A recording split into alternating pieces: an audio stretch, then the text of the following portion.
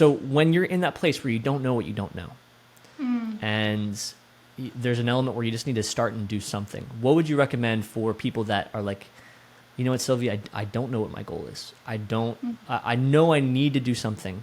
I need to try something. I know I'm good at these things, or at least I can do these things. I don't know what I love, but I know I can do. Like, what would you say to the person that just doesn't know what they don't know? Well, going actually back to your zone of genius, I think that human beings, we are quite exceptional. And even when we don't know something, we kind of know it. And I'll give you an example. When I was working for the government, the rentals job that I mentioned, I remember my father, who had worked for the government his whole life, was like, oh my God, that's amazing. I mean, I was the youngest in the province with that job. It was a very important position. And my boss was telling me, hey, I'm retiring in a couple of years. You're going to take my place. You're like really good at your job. And when she said that, I remember, I can still get back to that moment. I was like, I don't want that. That's not exciting for me. Yeah. And when people would ask me, what do you do for a living? I was so shy of saying what I was doing because it was not aligning with the person that I was.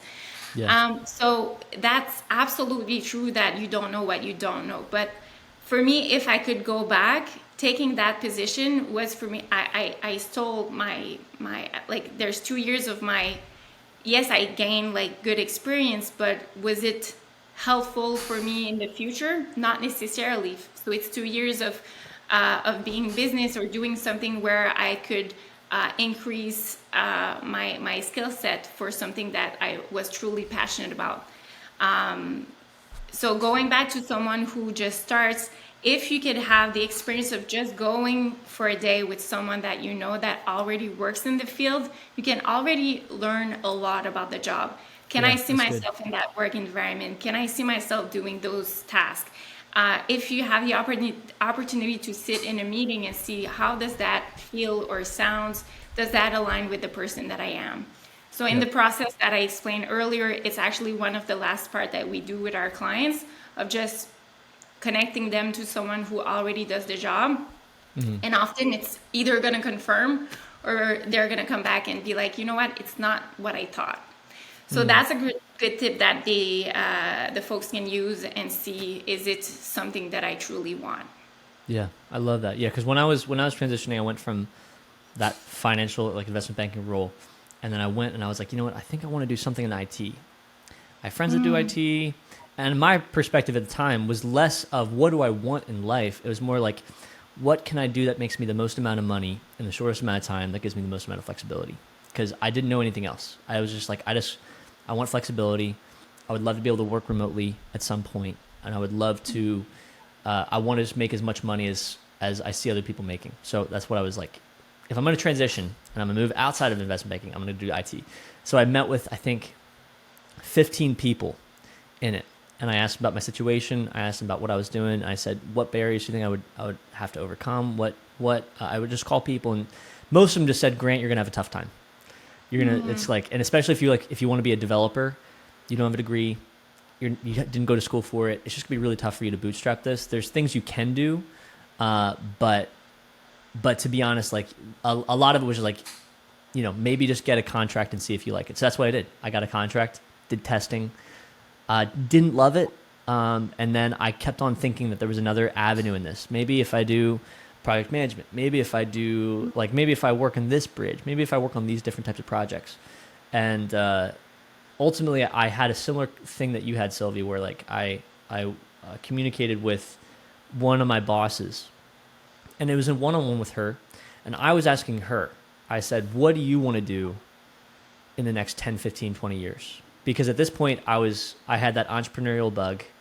I'd had my little side businesses, right? And I'd done enough with them where I was like, yep, I really want to do that.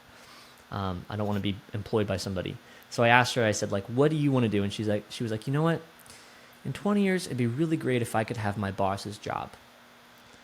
And as soon as she said that, I was like, whoa, I need to get out of here. Just because the thought of like giving my life just to get 1 or 2 levels up felt so debilitating to what I really wanted to do. And that was just like super really, like, I don't know, that just is what pushed me over the edge.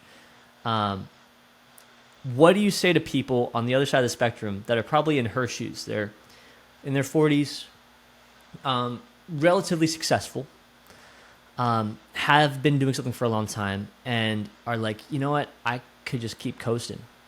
Or they're like, you know what, I'm really unsettled.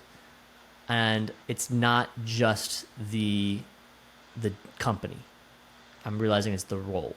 It's not just like, it's not just the fact that I'm working for this company and I just need to change cultures. It's this function itself. I need to stop doing it. I would say to those people, there's a light at the end of the tunnel. Most of my clients, it's the situation that they're in. And the great news is that when you are at a level of like a management position in something, you've gained really important skills, like a really good skill set that can be transferable to a lot of different positions.